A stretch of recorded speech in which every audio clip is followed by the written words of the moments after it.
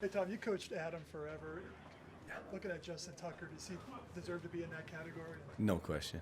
Yeah, I mean, he's got great trajectory. He's got great accuracy. He's got great production throughout his career, and he's really taking care of his body. It never changes, and the ball hits the same ball all the time, and that's the key to those great guys. I was lucky. I was with Morton, Jason Elam, so I just sat back and listened to those guys and Vinny, and you see a great ball from him. How much do kickers' range change when they come to Denver?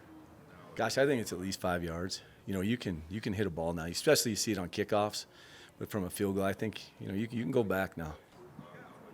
Micah Kaiser, he was active last week. You mentioned how quickly he learned it. Did that take onto the field as well? Yeah, no question. And it's going to even be a bigger role this week. He's going to have a bigger role on teams, and great pro. He's been great in the room and great with the young players. Was Tucker undrafted? Yes, I believe so. I think he was actually even just a rookie mini camp invite. It wasn't even a CFA coming out, and they saw leg strength, and that's the biggest thing in this league is when you see the college guys that can really got huge legs. The hashes are so much different, Mike, in college, so they're way out. So it's harder to hit a field goal in college than it is in the NFL because they move in. So they're all right down the middle, really, from what they used to experience in college. Why is it, though, kickers are very important. I mean, it only wins or loses games right when you got one.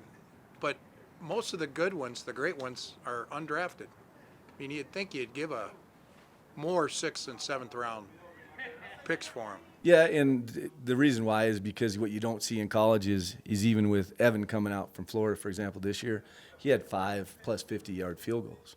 We kicked 17 of those in 1 year. So it's just one of those things where you can't judge these guys' leg strength in college off of field goals. You got to go watch kickoffs. So when I evaluate a kicker, I watch their kickoffs first because they have to have leg strength, number one. You can teach them how to kick a field goal. How was Martin punted through 3 games? I'm sorry? Sam Martin, how has he punted through 3 games? He's done a nice job. He's done a really nice job of hitting the edges, things that we need him to do. So I'm excited to keep going with what he's doing. Gosh, everything. They're blocking up front. They do a nice job of sustaining. Dubes is a really good returner. He's 210 pounds, and I know they list him as a wide receiver. But what I've told our guys all week is, in respect to him, he's like a running back.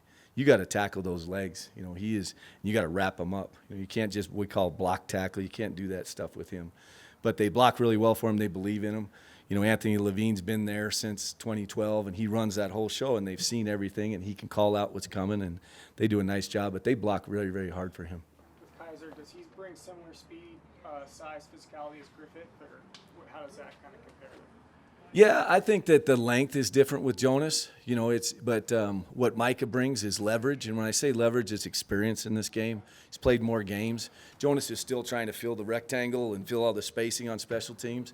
Jonas is a little bit longer, but Micah brings the experience and leverage. So I don't think we lose anything, when you compare those two players. Thanks, Tom. Thanks, guys. Have a great day.